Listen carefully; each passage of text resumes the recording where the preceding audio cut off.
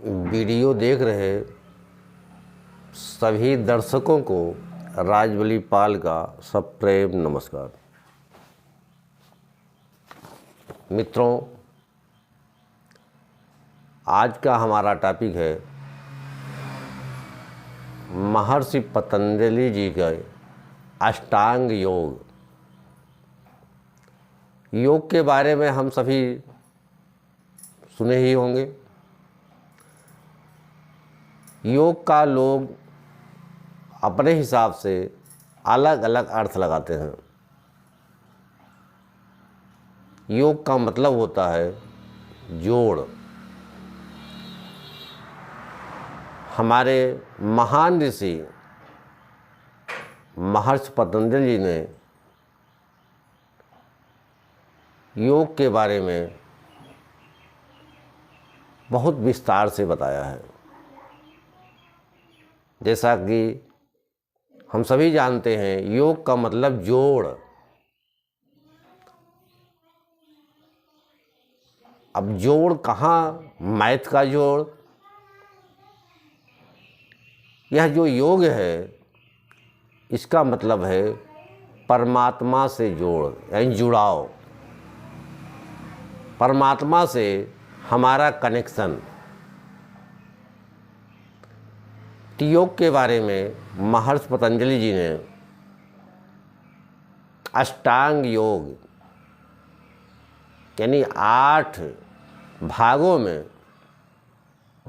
योग को बांट दिया है, जिनमें पहला है यम। यह मनुष्य के समाज में जीवन जीने की आचार संहिता है। इसके 5 भाग होते हैं: अहिंसा, सत्य, अस्तेय, ब्रह्मचर्य, अपरिग्रह। दूसरा चरण इसका है योग का नियम। यह हमारे जीवन शैली को अभिव्यक्त करता है। यह भी 5 भागों में विभक्त है। पहला है शौच,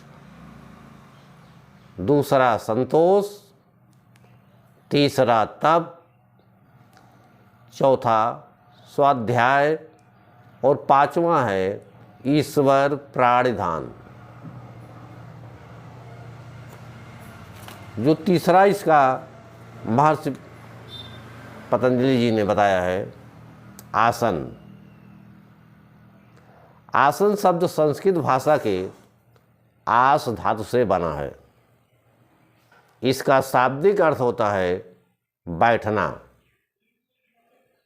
मूल रूप से आसन सुखपूर्वक बैठने की मुद्रा को कहते हैं। महर्षि पतंजलि जी कहते हैं स्थिरम सुखमासनम, अर्थात जिस मुद्रा या अवस्था में स्थिरता एवं सुखपूर्वक लंबे समय तक बैठा जा सके, वही आसन है। अगला इसका है प्राणायाम। प्राणायाम 2 शब्दों प्राण और आयाम से मिलकर बना है। प्राण शब्द संस्कृत के अन धातु से बना है, जिसका अर्थ है गतिशील होना या सांस लेना। आयाम शब्द का अर्थ है विस्तार करना, अर्थात प्राणायाम शब्द का अर्थ हुआ प्राण या जीवन शक्ति का विस्तार करना। अगला आता है प्रत्याहार। आपने ध्यान दिया? यम, नियम, आसन, प्राणायाम और अगला है प्रत्याहार। प्रत्याहार शब्द का संधि विच्छेद करने पर प्रतिधन आहार प्राप्त होता है।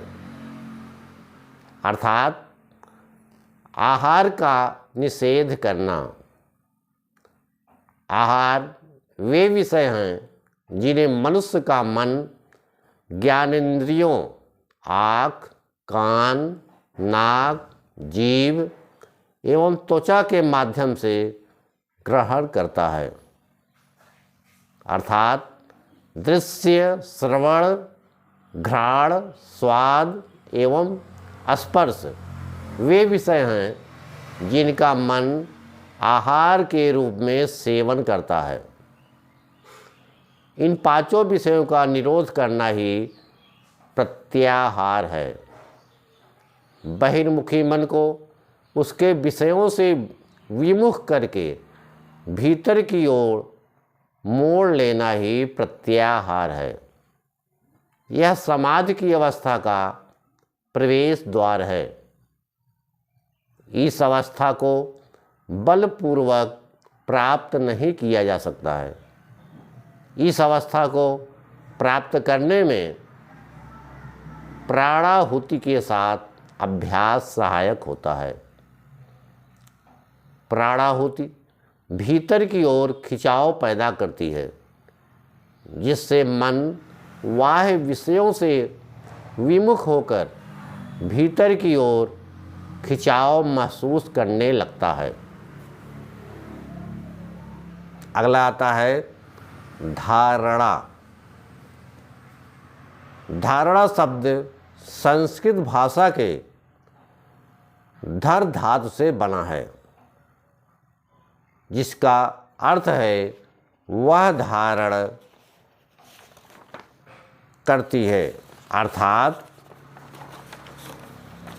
धारणा मन को हृदय में एक इच्छित विषय या विचार पर टिकाए रखती है। इस अवस्था में गहरे एवं अवर्णनीय आराम का अनुभव होता है। इस दशा को प्राप्त हुआ मन पूर्णतः अविचलित होता है। अगला आता है ध्यान। आपने ध्यान दिया, पहला यम, दूसरा नियम, तीसरा आसन, चौथा प्राणायाम, पांचवा प्रत्याहार, छठा धारणा, अब सातवें पे आते हैं ध्यान। ध्यान का शाब्दिक अर्थ है एक ही विषय पर मन को टिकाना। जहाँ पर धारणा के द्वारा चित्त को बांधा जाता है, उसी बिंदु पर ज्ञान की एक रूपता बनाए रखना ही ध्यान कहलाता है। इस दशा में मन स्थिर एवं शांत होता है, लेकिन सुस्त नहीं होता। हमारी चेतना हमारे भीतर की दिव्यता में सराबोर हो जाती है। ध्यान हमें चेतना के सूक्ष्मतम स्तरों में प्रवेश कराता है और हमारी चेतना को परिशुद्ध एवं विस्तारित करता है। ध्यान का परिणाम हमारे मनोभाव पर निर्भर करता है।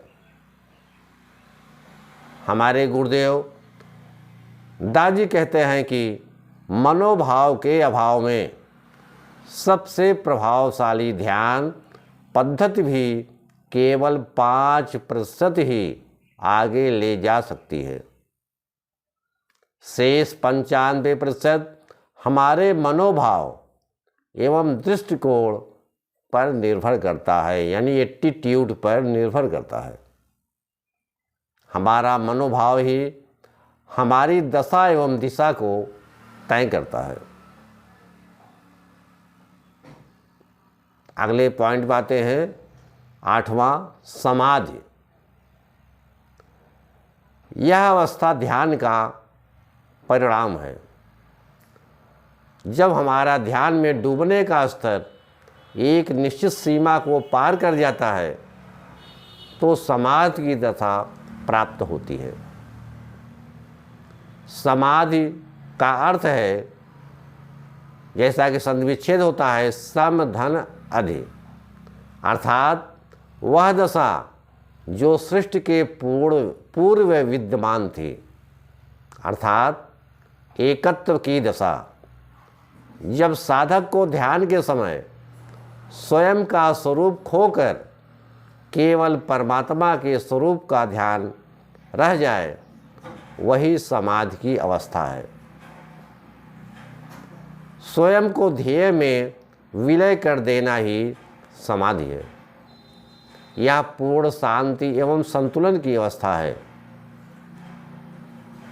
समाधि के भी कई भेद होते हैं। विस्तार में जाने से काफ़ी लंबा वीडियो खिंच जाएगा, इसलिए अब हम आगे किसी और वीडियो में इस संबंध में बात करेंगे। तो आपको हम पुनः रिपीट करते हैं कि महर्षि पतंजलि के अनुसार